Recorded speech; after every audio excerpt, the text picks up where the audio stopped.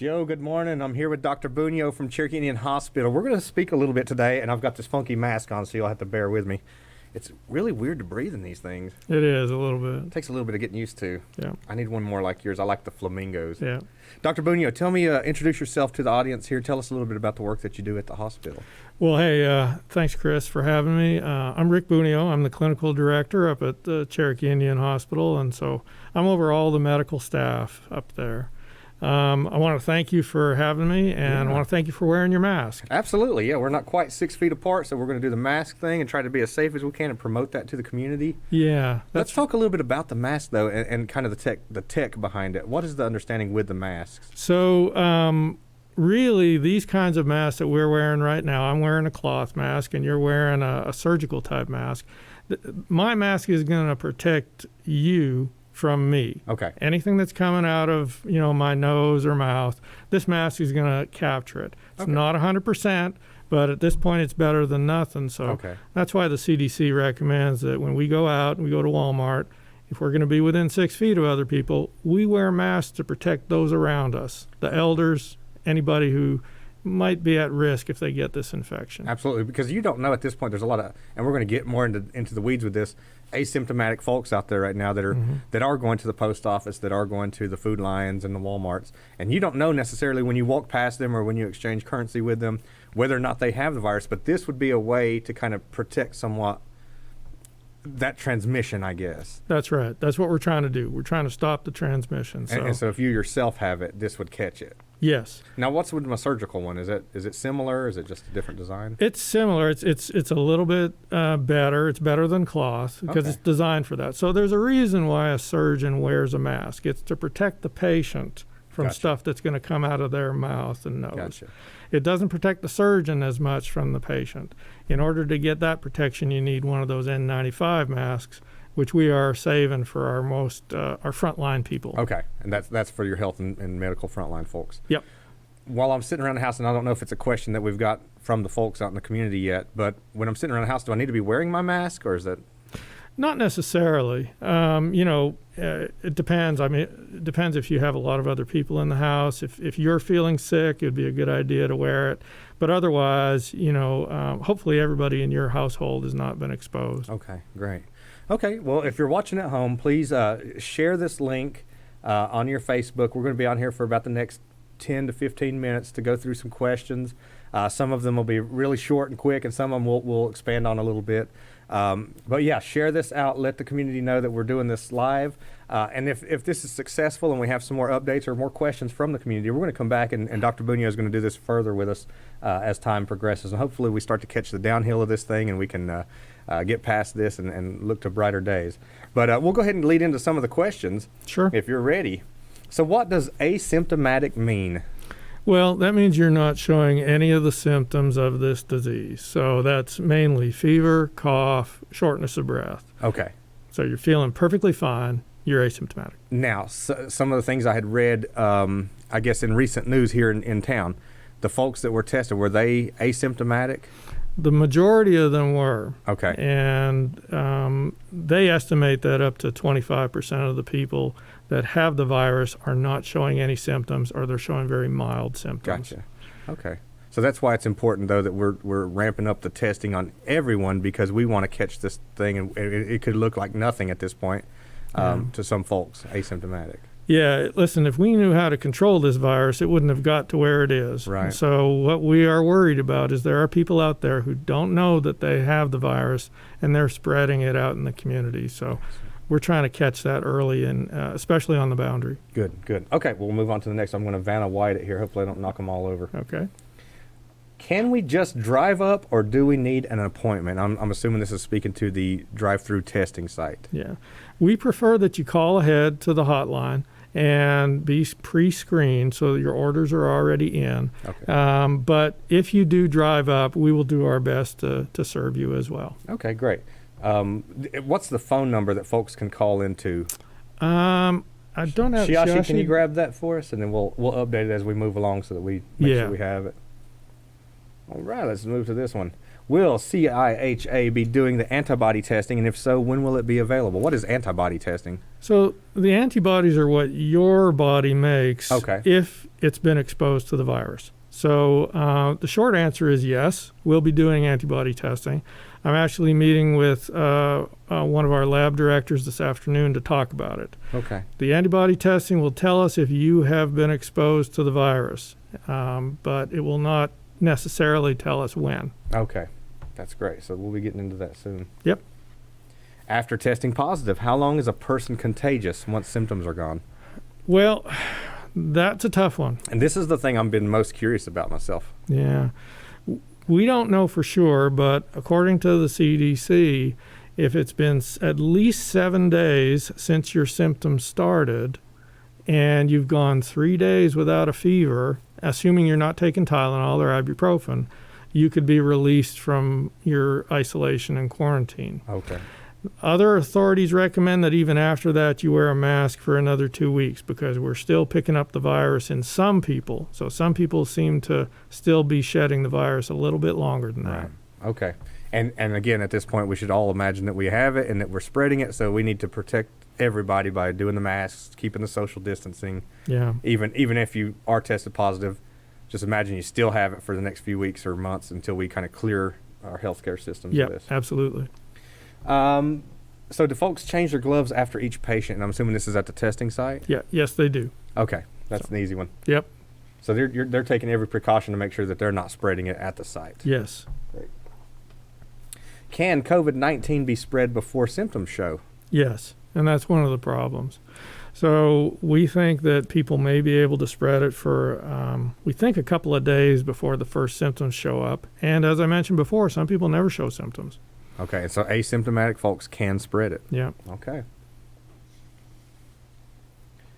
What is the difference in self-monitoring, isolation, and quarantine? Okay, that's a good question. So self-monitoring is I'm gonna take my temperature twice a day, and I'm gonna watch for any signs of illness like a cough.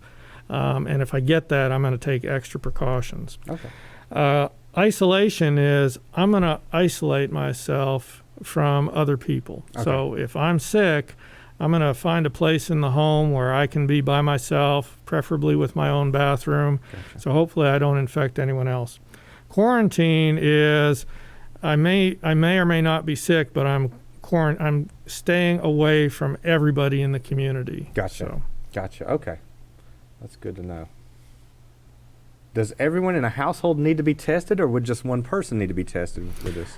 So right now, and that's another good question, is we are offering testing, and we would prefer that just one member of the household be tested. And the reason for that is we have a limited number of tests. And so we want the person who maybe has been traveling or is a little higher risk to be tested. If they're negative, then chances are everyone else in the household is okay. Okay, so we're just trying to pinpoint it in locations by household at this time. Yeah, we're casting a wide net right now. Okay, good. So send somebody from the house. How do you get to be chosen as the unlucky one? That would be me. I'd be the one to be like, Chris, go get tested. That's up to your family. and I guess it's either way you see it, if it's unlucky or not. Some people just need to get out for a few minutes, and to get out and do the drive-through testing could be a benefit to some people. Yep. But no, that's good. I'll do that this afternoon. Does the swab have to stay for a certain amount of time, or is it pulled right back out? It's inserted. It just has to stay there for a few seconds. Okay. They do have to twist it a couple of times, and then it's pulled right back out. Okay. It really just takes, a few seconds. The whole procedure, from including the explanation, takes about 2 minutes. Good. Okay. I saw a post, I guess, from the vice chief this morning on social media saying that he had been tested, and it was not a bad experience at all. It was real quick, 15-second kind of thing. Yeah. In and out, and he didn't have any problems with it at all. So I know it looks scarier than it really is. Yeah. And certainly in the long run, in the big picture, it's good to know whether or not this thing's contained and we're keeping it at bay. So Absolutely. good. Yeah, it was a little intimidating at first seeing the length of the swab, when you pull up. I know we shot a video with Shashi earlier, and you could see that thing coming out, and I was like, man, that's going to hit her brain. But it's not that bad. It's just a few inches in, dabble it around, and then get it out and test. That's exactly Now, how long right. does it take once you do that to get the results back? Well, we're getting the results back quicker. Right now, it's taking about, on average, 3 or 4 days. Okay. But when we started out, it took up to sometimes 9 or 10 days to get the results back. And that's just these labs, ramping up their testing capacity. Now, when you get those results back, positive or negative, if they're negative, though, you don't start willy-nilly acting like, a crazy person and start partying and having people. You still practice the social distancing, right? That's correct. Okay. That test means that when the test was taken, you did not have the virus, but you could catch it the very next day. Right. And so it's important to just continue to quarantine. Imagine you've got it. Imagine everybody else has it, or the surfaces have it, and protect yourself until we know that this is completely moved on, if it ever does. Absolutely. If you're tested and it's negative, then get symptoms, would you have to be retested? Yes, you would. That's a great question. Yep. So it's similar to what we just talked about. Okay. We're testing you at one point in time. You start getting symptoms later, we would be happy to retest you. You could have picked it up somewhere else. Okay. If I'm tested, do I have to stay at home? What do I do if I live with other people?